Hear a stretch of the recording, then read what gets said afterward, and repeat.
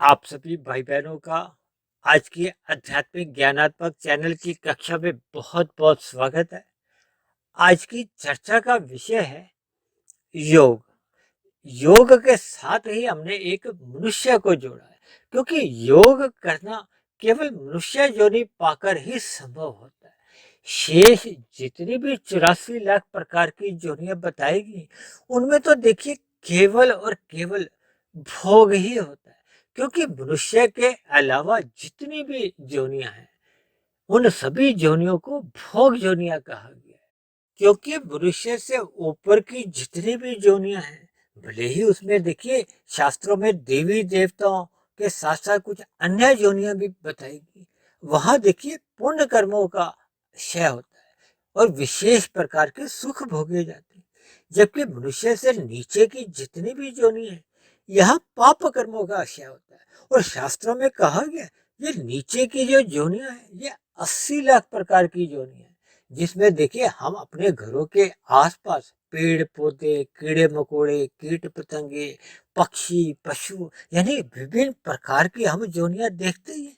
तो ये नीचे की सभी योनियों को भी भोग योनियां कहा गया है और मनुष्य से ऊपर की जितनी भी योनियां हैं, वो भी भोग योनि है। लेकिन ऊपर की योनियों में विशेष प्रकार के सुखों को भोगा जाता है और नीचे की योनियों में विशेष प्रकार के देखिए दुखों को भोगना ही होता है। जबकि मनुष्य योनि पाकर हम सभी भाई बहनों को ये भोगों के साथ साथ एक कर्म करने की एक स्वतंत्रता मिलती है, साधना करने का एक अवसर मिलता है।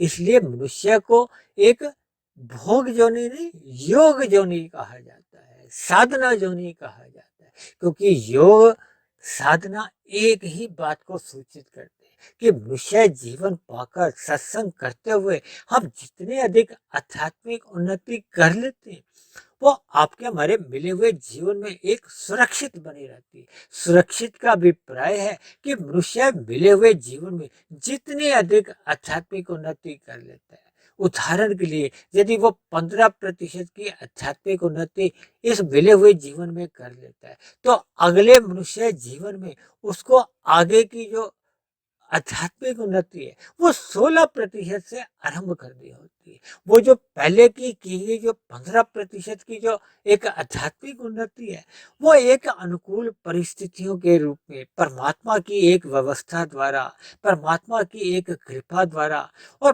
प्रकृति की एक व्यवस्था द्वारा सहज ही वैसी हमें परिस्थितियां मिल जाती है। और फिर मनुष्य आगे की जो एक आध्यात्मिक साधना कहो, उन्नति की, उस पर फिर वो लग जाता है। यानी वीडियो के चित्र में हमने देखिए योग को एक अधिक महत्व दिया, क्योंकि मनुष्य जीवन पाकर आपके हमारे पास परमात्मा से जुड़ने का एक अवसर है। हम जितना अधिक परमात्मा के सम्मुख होते हैं, जितना अधिक परमात्मा की सम्मुखता बढ़ाते जाते हैं, यानी कि अपने मिले हुए जीवन में साधना करते करते परमात्मा के जितने हम करीब पहुंच जाते हैं, क्योंकि परमात्मा को एक अनंत स्वरूप सत्ता माना गया है। परमात्मा के लिए कहा जाता है ना, सच्चिदानंद है। देखिए आनंद में चित्त भी आ जाता है और चित्त में सत्य आ जाता है। जबकि आत्मा अनंत स्वरूप सत्ता नहीं है, केवल ज्ञान स्वरूप है। सत्य भी है और चित्त भी है। इसलिए तो देखिए आत्मा नित्य बनी रहती है, इसका जन्म मरण नहीं होता। और आत्मा को ज्ञान स्वरूप कहा जाता है। आत्मा में आनंद गुण है ही नहीं, इसलिए तो मनुष्य अपने मिले हुए जीवन में सदा ही आनंद की तलाश में रहता है। ये तो मनुष्य अज्ञानतावश प्रकृति के जो विषय भोग हैं, वो उसको आकर्षित करते हैं।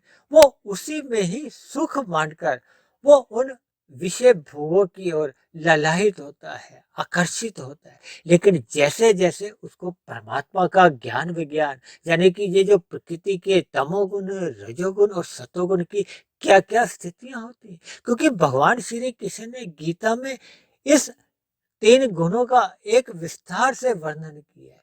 क्योंकि ये गुण अपने आप में सहज ही क्रियाशील रहते हैं। ये परमात्मा की ब्रह्म शक्ति पाकर ये सदा ही एक कार्यशील रहते हैं। लेकिन मनुष्य इन विषय भोगों से या इन गुणों के साथ सकाम भाव से जितने जितने अनुपात में बंधता जाता है, फिर वैसे वैसे ही वो इन गुणों का जो एक लक्षण है, देखिए तमोगुण से 10 गुना अच्छा रजोगुण कहा गया है, रजोगुण से भी 10 गुना अच्छा सतोगुण कहा गया।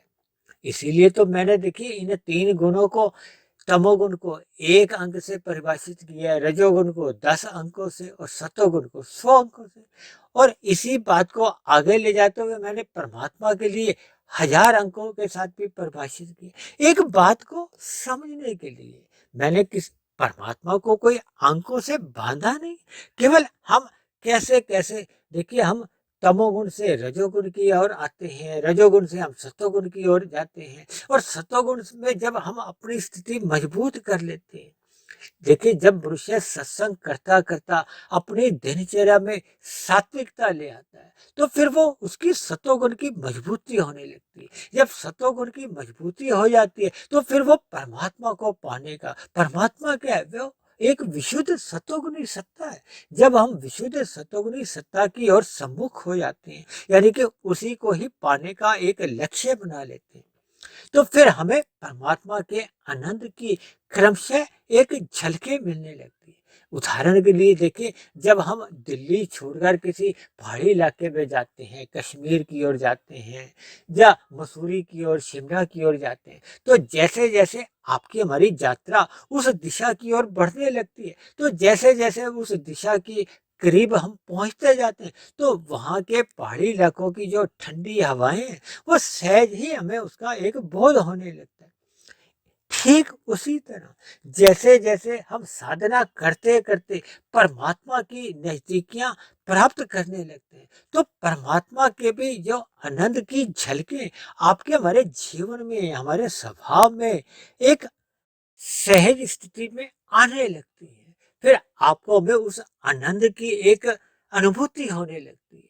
और लेकिन जब जब मनुष्य परमात्मा की सम्मुखता न कर कर इन प्रकृति के भोगों से या प्रकृति के गुणों से हाथ मिला लेता है, सम्मुख हो जाता है, देखिए अब आप वीडियो के चित्र की आप तरफ ध्यान दो। जब मनुष्य योग की ओर न जाकर नीचे आ जाता है, नीचे का अभिप्राय क्या है, ये जो प्रकृति के भोग विषय हैं, देखिए मैंने भोग के दाएं हाथ में क्या एक शब्द लिखा है, रोग।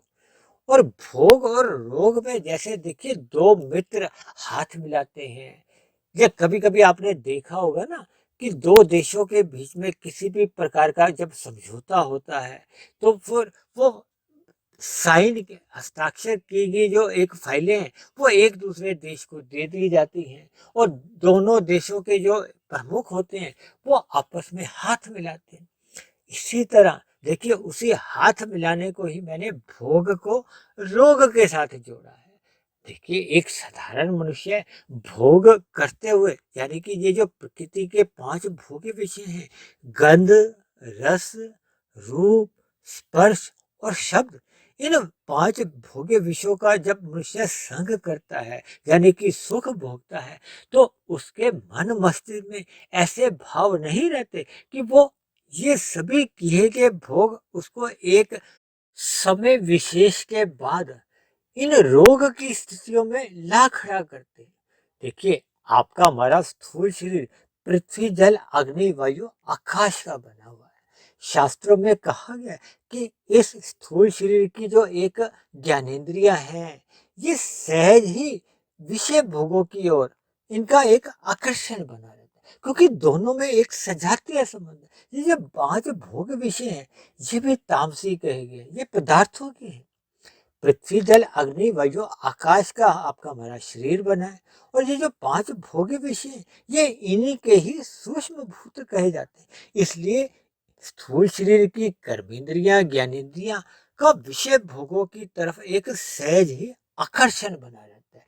इनको शास्त्रों में इंद्रिय दोष भी कहा गया। लेकिन स्थूल शरीर एक समय विशेष के बाद ये जो हमारी आपकी जो ज्ञानेंद्रियां हैं, जो भोग्य इंद्रियां हैं, नाक, जिब्या, आंख, त्वचा और कान, ये एक समय विशेष के बाद कमजोर होने लगती है। यानी कि आपके हमारी जो एक ज्ञानेंद्रियां हैं, इनकी एक समय सीमा के बाद देखिए प्रौढ़ अवस्था के बाद जैसे ही वृद्धावस्था का आगमन होता है तो ये सभी भोग्य इंद्रियां सहज ही कमजोर पड़ने लगती हैं, जबकि मन में विषय भोगों की जो इच्छाएं हैं वो तो सदा ही जवान बनी रहती है। लेकिन इन विषय भोगों की जो ज्ञानेंद्रियां हैं वो कमजोर होने की स्थिति में इन पदार्थों का संग कहो या इन पदार्थों का भोग कर नहीं पाती। देखिए आज मैंने जो भोग का रोग के साथ एक संबंध बताया है, क्योंकि शास्त्रों में कहा गया है भोग का अभिप्राय क्या है। देखिए जब जब हम मर्यादा से अधिक किसी पदार्थ का संग करते हैं, सेवन करते हैं, ग्रहण करते हैं तो उसको भोग की श्रेणी में कहा गया। देखिए स्थूल शरीर की आवश्यकताएं रहती हैं, हमें दाल रोटी की आवश्यकता होती है, शरीर को तन ढकने के लिए दो चार जोड़ी वस्त्र की जरूरत है, रहने को हमें स्थान चाहिए। यानी कि आपके हमारे स्थूल शरीर की विभिन्न प्रकार की आवश्यकताओं की पूर्ति के लिए हम यदि पुरुषार्थ करते हैं या पदार्थों का संग करते हैं या पदार्थों को हम ग्रहण करते हैं तो वो भोग के अंतर्गत नहीं आती। भोग के अंतर्गत देखिए तभी आती है जब हमारे मन मस्तिष्क में विभिन्न प्रकार की कामनाएं जन्म लेती हैं। हम चाहते हैं कि दाल रोटी के साथ साथ हमें मलाई कोफ्ता मिले, शाही पनीर मिले, हमें सलाद मिले, पापड़ मिले, अचार मिले, रायता मिले, खीर मिले। यानी इन सभी बातों से आपको ये समझना होगा कि मनुष्य विषय भोगों की ओर यानी कि अधिक से अधिक पदार्थों का सुख भोगना चाहता है, और जैसे जैसे वो इन पदार्थों को आवश्यकता से अधिक भोगता है तो फिर ये भोग ही ना चाहते हुए ही एक दिन ये रोगों को एक जन्म देते हैं। देखिए आरंभ में आपके हमारे पेट में कहो या शरीर के भीतर में कब कब वो भोग रोगों को एक आरंभिक स्थिति देते हैं, मनुष्य को बोध नहीं होता। लेकिन जैसे जैसे वो आरंभिक स्थिति से एक रोग बढ़ने लगता है, बढ़ते बढ़ते जब वो स्थूल शरीर के स्तर पर प्रकट हो जाता है। देखिए ये जो संसार में उच्च रक्तचाप है, हाई ब्लड प्रेशर है, मधुमेह का रोग है, डायबिटीज का रोग है, ये हृदय रोग है, हार्ट अटैक जैसी बीमारियां हैं, या विभिन्न प्रकार के देखिए कब्ज के रोग हैं, और भी देखिए त्वचा के रोग हैं, विभिन्न प्रकार के देखिए आप अस्पतालों में जाओगे तो वहां आप देखोगे कि एक साधारण मनुष्य विभिन्न प्रकार के इन रोगों से ग्रस्त है। ये सभी के सभी रोग जो जन्म लेते हैं इनके पीछे का जो एक कारण है वो कहीं ना कहीं भोग ही आपको आएंगे। देखिए आज अस्पतालों में आप जितने भी मरीज देखते हो वो सभी के सभी मरीज या रोगी अपने अपने व्यक्तिगत जीवन में अधिक भोजन लेने के कारण ही कहो या विषय भोगों को मर्यादा से अधिक भोगने के कारण ही आज उनके स्थूल शरीर में विभिन्न प्रकार के रोग जन्म लेते हैं। देखिए आज से तकरीबन 8-10 महीने पहले या 1 साल पहले हमने एक बहुत लंबा वीडियो बनाया था, स्वस्थ स्थूल शरीर की कसौटी। उसमें हमने देखिए वात कफ पित्त का एक विस्तार से एक जिक्र किया था। यानी विभिन्न प्रकार के हम जब भोग भोगते हैं तो आपके हमारे स्थूल शरीर में विभिन्न प्रकार की विकृतियां आने लगती हैं। ये विकृतियां ही एक रोग होती हैं। जब रोग आ जाते हैं तो फिर उस रोग हमें पीड़ा देते हैं, दुख देते हैं। इसलिए तो मैंने देखिए भोग और रोग के साथ एक दो हाथों के संबंध को एक दर्शाया है, ताकि इन दोनों में एक गठबंधन सा बना रहता है, इनमें दोनों में एक ऐसा संबंध बढ़ जाता है। देखिए जैसे हम किसी सिक्के को उठाते हैं ना तो हमें उसका एक पहलू तो नजर आता है, लेकिन जैसे ही हम उसको उठाते हैं या चखते हैं या भोगते हैं तो उसके साथ का जो निचला हिस्सा होता है या उसका दूसरा पहलू होता है वो हमें सहज ही उसकी प्राप्ति हो जाती है। इसलिए इस दृष्टांत को हमें यूं समझना होगा कि जब जब मनुष्य इन विषय भोगों को भोगता है तो उसके स्थूल शरीर के भीतर में ना चाहते हुए भी रोगों का जन्म सहज ही एक क्रिया के अंतर्गत का हो सहज ही पनपने लगता है। देखिए, एक हमने वीडियो बनाया था, पदार्थ, क्रिया, ज्ञान, भक्ति। ये जो पदार्थ और क्रिया में आपस में एक संबंध है। देखिए, यदि हम पदार्थों का संग अधिक करते हैं, पदार्थों का अधिक सेवन करते हैं और क्रिया कमजोर करते हैं, कम करते हैं। देखिए, अक्सर आपने शहरों में देखा होगा कि लोग खाना खाने में तो अधिक समय लगाते हैं, लेकिन भोजन बनाने में समय नहीं लगे तो फिर वो बना बनाया भोजन एक रेस्टोरेंट से कहो या एक फ़ोन की सुविधा से बना बनाया भोजन घर बैठे हुए मंगवा लेते हैं। तब ऐसी स्थिति में देखिए, भोग तो सहज ही हो जाता है, लेकिन उस भोजन को बनाने के दौरान जो क्रियाएं होनी चाहिए थी, उन क्रियाओं से मनुष्य वंचित रह जाता है। जब ऐसी स्थितियां निरंतर एक लंबे समय तक आपके हमारे जीवन में बनी रहती हैं, तो फिर खाया हुआ भोजन पच नहीं पाता।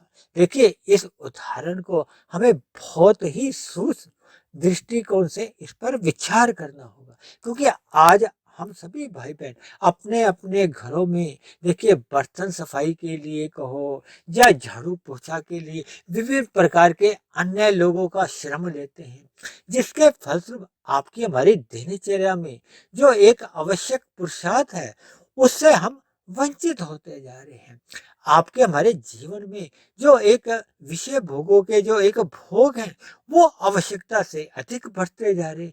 तब ये दोनों ही स्थितियां एक समय विशेष के बाद आपके हमारे स्थूल शरीर में विभिन्न प्रकार के रोगों को आमंत्रण देती है। इसीलिए मैंने देखिए, भोग और रोग को हाथ मिलाते हुए एक दर्शाया है, ताकि इस पर हम चिंतन करें, इस पर हम विचार करें। क्योंकि मनुष्य योनि मनन योनि है। जब तक मनुष्य मनन नहीं करता, उस पर चिंतन नहीं करता, तब तक तो देखिए, शास्त्रों में यहाँ तक भी कहा गया है कि मनुष्य कहलाने लायक ही नहीं है। यदि हम बिना सोचे विचारे ही केवल इन विषय भोगों के पीछे भाग भाग कर जो आपको हमें जो स्थूल शरीर एक रथ के समान एक अवसर मिला है, उस स्थूल शरीर का हम सदुपयोग करते हुए आध्यात्मिक यात्रा यानी कि योग नहीं करते, क्योंकि ये मनुष्य जो नहीं योग करने के लिए ही मिली है, ये भोग करने के लिए मिली ही नहीं है। क्योंकि भोग करते करते अंततः आपका हमारा स्थूल शरीर एक ऐसी स्थिति विशेष में पहुंच जाता है, जिसके बाद उसकी मृत्यु आती है। मृत्यु आने का अभिप्राय क्या है कि आपके हमारे हाथ में जो एक अवसर मिलता है, वो अवसर का हम लाभ उठा नहीं पाते। देखिए, उदाहरण के लिए मनुष्य सकाम भाव से इन विषय भोगों के लिए धन कमाता है। पहले आरंभ में देखिए 100 रुपया कमाता है, 1000 रुपया, फिर 10,000। वो अपने इन धन के आगे अधिक से अधिक जीरो लगाने में ही उसका विश्वास इतना अधिक दृढ़ हो जाता है कि कब मनुष्य इन जीरो को बढ़ाने के लिए यानी कि 10 लाख बन जाए, करोड़ बन जाए, 10 करोड़ बन जाए, 100 करोड़ बन जाए, 1000 करोड़ बन जाए, तो इन जीरो को बढ़ाता जाता है। और इसके साथ साथ क्या होता है, इन जीरो बढ़ाने के साथ साथ आपका हमारा जो एक स्थूल शरीर का जो एक समय विशेष है, जो आयु है, जो सांसें हैं, वो कमजोर होती जाती है। देखिए, आपके पानी की टैंकी में जो जल भरा हुआ है, जब हम दिन भर उसको इस्तेमाल करते हैं, तो पानी की टैंकी में जो पानी है, उसकी मात्रा कम रह जाती है। इसी तरह हम जब जब ये विषय भोगों की ओर भोगते हैं, जब भोगने के लिए कर्म करते हैं, और कभी कभी तो देखिए, कर्म करते करते कब मनुष्य पाप कर्म कर जाता है, क्योंकि जब जब आपका हमारा सतोगुण कमजोर होता है, रजोगुण बढ़ जाता है। ये विषय भोगों की आसक्ति रजोगुण के कारण ही है। यदि रजोगुण सतोगुण की लगाम से नियंत्रण में भी हो, तब भी मनुष्य का जो एक समय विशेष है, वो देखिए उसके हाथ से फिसलता जाता है। जैसे हम बचपन में रेत को हाथ में पकड़ते हैं ना, तो रेत हाथ से ना चाहते हुए भी थोड़ी थोड़ी सरकती जाती और एक समय विशेष ऐसा आता है जब आपकी हमारी मुट्ठी खाली हो जाती। ये मुट्ठी खाली का अभिप्राय क्या है कि आपका हमारा वृद्धावस्था जब आ जाता है तो मनुष्य थोड़ा थोड़ा चिंतन करता है। देखिए कुछ दिन पहले हमने एक वृद्धावस्था की स्थिति के ऊपर भी एक चर्चा की थी कि ये एक ऐसी स्थिति है जब मनुष्य थोड़ा थका होता है। थका होने पे थोड़ा वो विचार करता है कि मैंने अब तक का जो जीवन व्यतीत किया या दूसरे अर्थों में वो विचार करता है कि जो मैंने जीवन भर भाग दौड़ करके ये धन कमाया, इस धन का कोई उपयोग नहीं। तभी आपने देखा होगा, देखिए कभी कभी अखबारों में समाचारों में आता है कि उस अमुक उद्योगपति ने अपनी दौलत का 70% एक परोपकार के कार्यों में लगा दिया। इसका अभिप्राय क्या है कि अब उनको थोड़ी समझ आ गई है। अपने बीते हुए समय पर आत्मग्लानि होती है, पछतावा होता है। हालांकि देखिए ऐसी स्थिति बनने को भी बहुत ही एक श्रेष्ठ स्थिति माना जाता है, क्योंकि जब मनुष्य मरने से पूर्व उस धन का यदि सदुपयोग कर देता है, क्योंकि पदार्थों का या तो आप भोग कर सकते हो या आप दान कर सकते हो, अन्यथा पदार्थों की क्या स्थिति होती है, एक समय विशेष के बाद वो समाप्त हो जाते हैं, नष्ट हो जाते हैं, उनका कोई उपयोग संभव ही नहीं हो पाता। देखिए आप अपने थाली में, भोजन की थाली में जब जब पदार्थ रखते हो, या तो आप उसका भोग कर सकते हो, 2 रोटी, 4 रोटी, 6 रोटी, अन्यथा क्या है, या तो आप देखिए 4 रोटी खाकर अपना पेट भरकर शेष 2 रोटी को किसी भूखे को खिला सकते हैं। यदि आप ऐसा नहीं करते तो देखिए वो जो 2 रोटी यदि आप खा लेते हो तो आपकी पहले की खाई गई 4 रोटी में भी थोड़ा एक अलग स्थिति सी बनती है, क्योंकि पेट में देखिए 3 रोटी या 4 रोटी की ही जगह थी, उसमें जब अधिक रोटी जाएगी यानी कि अधिक पदार्थ पेट में जाएंगे तो पेट में विभिन्न प्रकार के रोग उत्पन्न होते हैं। और यदि हम उन 2 रोटी को अन्य किसी भूखे को नहीं देते तो कुछ समय विशेष बाद वो रोटी अपने आप में देखिए खराब हो जाती है, नष्ट हो जाती है। देखिए इन सभी छोटी छोटी बातों से जब तक हम कुछ ज्ञान संदेश नहीं लेते तब तक आपके हमारे जीवन में कोई बदलाव नहीं आता। इसीलिए तो कहा जाता है कि मनुष्य को ब्रह्म मुहूर्त का संग करना चाहिए, क्योंकि ब्रह्म मुहूर्त में ऐसी सूक्ष्म बातों पर ही मनुष्य चिंतन कर सकता। अक्सर शास्त्रों में ये जो तमोगुण को ये लोहे की हथकड़ी से जोड़ा जाता है, ये जो रजोगुण को पीतल की या एल्युमिनियम की हथकड़ी आप समझ सकते हो, और ये जो सतोगुण की हथकड़ी है ना, इसको आप सोने की हथकड़ियां समझ सकते हो। देखिए जब जब आपके हमारे हाथों में कोई हथकड़ी बंधी होती, ये अलग बात है कि देखिए किसी समारोह में आप देखोगे कि यदि किसी को लोहे की हथकड़ी बंधी हुई है तो इसको बहुत ही घृणा भाव से देखा जाता है, द्वेष भाव से देखा जाता है। और यदि किसी ने देखिए सोने के ये कंगन पहने हुए हैं तो वो भी देखिए हथकड़ी, यानी कि वो सोने के उस हथकड़ी को ही हम गहना मान लेते हैं, उसको एक खूबसूरती का एक साधन मान लेते हैं। तो देखिए ये सभी देखने के एक दृष्टिकोण है। इसलिए हम सभी भाई बहनों को मिले हुए जीवन में अपना समय योग बढ़ाने के लिए करना चाहिए। योग का अभिप्राय है कर्म योग, ज्ञान योग, भक्ति योग। देखिए आरंभ में जो योग की प्रथम स्थिति होती है वो है कर्म योग। कर्म योग का अभिप्राय क्या है कि जब जब मनुष्य निष्काम भाव से अपने कर्तव्य समझकर अपने कर्मों को एक दिशा देता है, यानी कि उसके भीतर में ये सकामता समाप्त हो जाती है। सकामता का अभिप्राय है कि अब उसका भोगों को भोगने की अंदर से कुछ इच्छा नहीं रहती, उसका अब ज्ञान पूर्वक वैराग्य होता है। देखिए कभी कभी भय पूर्वक वैराग्य भी होता है। अब किसी को मधुमेह का रोग है तो वो पदार्थों का संग नहीं करता, लेकिन मन में तो इच्छा बनी रहती।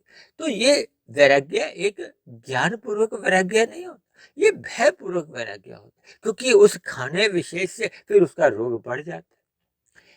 लेकिन जब जब हम ज्ञान पूर्वक इन पदार्थों से, ये जो प्रकृति के जितने भी भोग विषय हैं, गंध, रस, रूप, स्पर्श और शब्द, इनसे जब हम ज्ञान पूर्वक वैराग्य लेते हैं तो मनुष्य का आरंभ होता है कर्म योग से।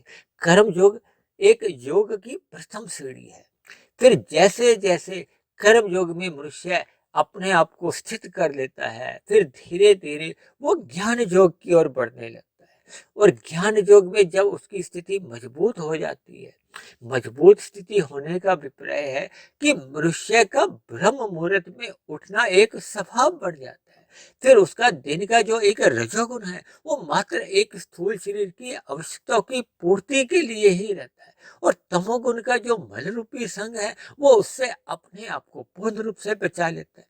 तब ऐसी स्थिति में वो ज्ञान योग की स्थिति उसकी मजबूत होने लगती है। और ज्ञान योग के बाद क्या है, देखिए फिर एक भक्ति योग का आरंभ होता है। भक्ति अपने आप में ही देखिए योग है, क्योंकि योग का अभिप्राय परमात्मा से जुड़ने का होता है। जब जब आत्मा और परमात्मा का एक योग होता है, सम्मुखता होती है, उसी का ही आप योग कहोगे। और जब जब हम प्रकृति के ये जो पदार्थों की और भोगों की ओर सम्मुख होते हैं तो इसको आप भोग समझो।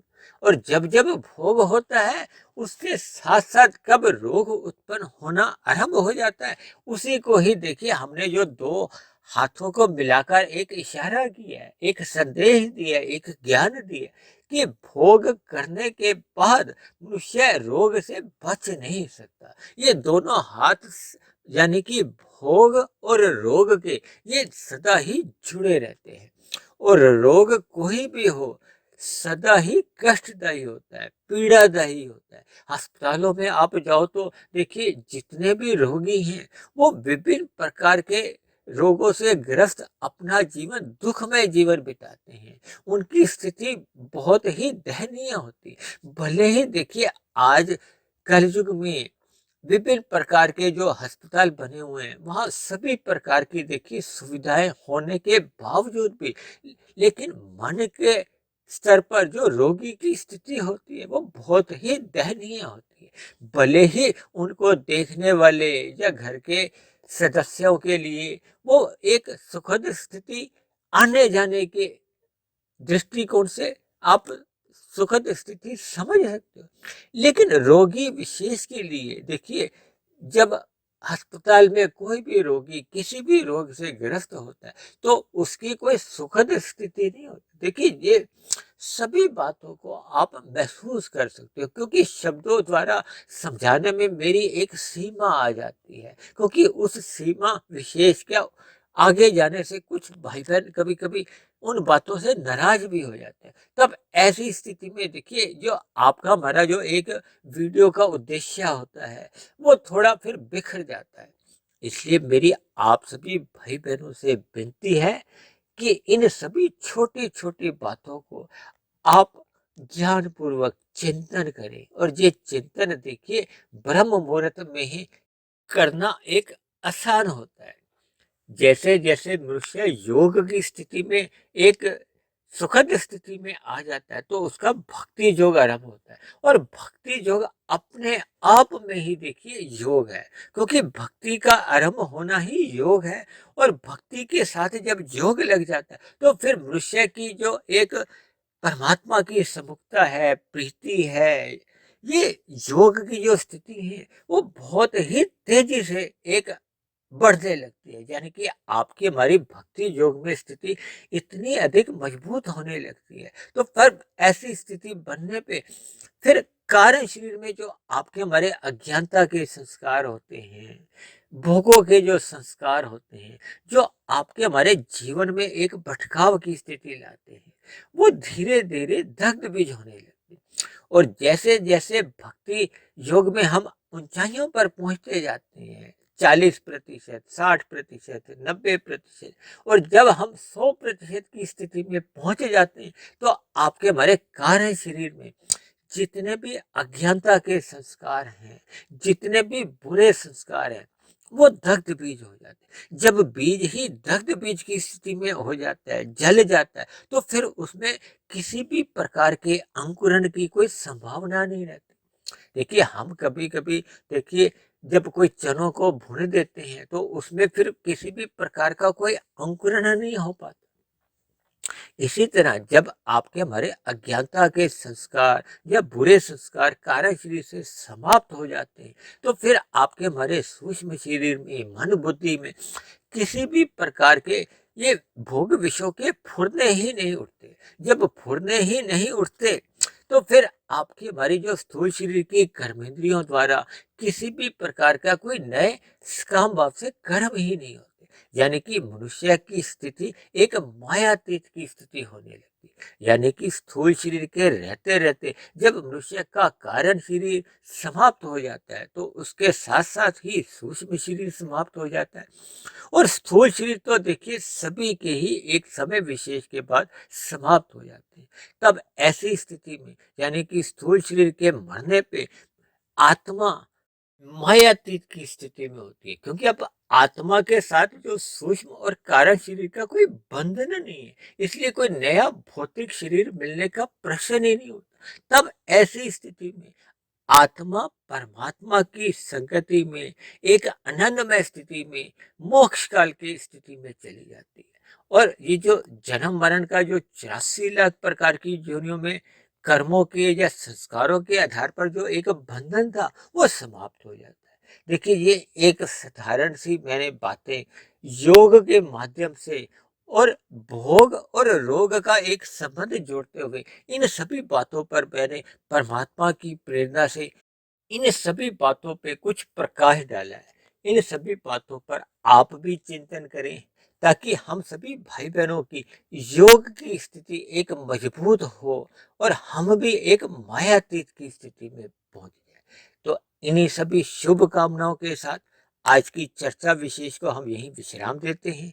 यदि बनी हुई वीडियो में आपको किसी भी प्रकार की कोई त्रुटि लगी हो, शिकायत हो, आपत्ति हो, तो आप नीचे दिए गए कमेंट्स बॉक्स पर जाकर आप अपनी शिकायत लिख सकते हो। और यदि परमात्मा की प्रेरणा से ये बनी हुई वीडियो आपको अच्छी लगी हो, तो मेरी आप सभी भाई बहनों से विनती है कि इस बनी हुई वीडियो को आप अधिक से अधिक भाई बहनों में शेयर करें, ताकि समाज में एक सतोगुनी वातावरण का विस्तार हो। उस सतोगुनी वातावरण में हम सभी भाई बहनों का जीवन सुखमय बीते, परमात्मा में सदा प्रीति बनी रहे। तो इन्हीं शब्दों के साथ आज की चर्चा विशेष को हम यही विश्राम देते हैं। कल फिर मिलते हैं एक नए विषय को लेकर, एक नए संदेश के साथ। तब तक आप सभी भाई बहनों का बहुत बहुत धन्यवाद।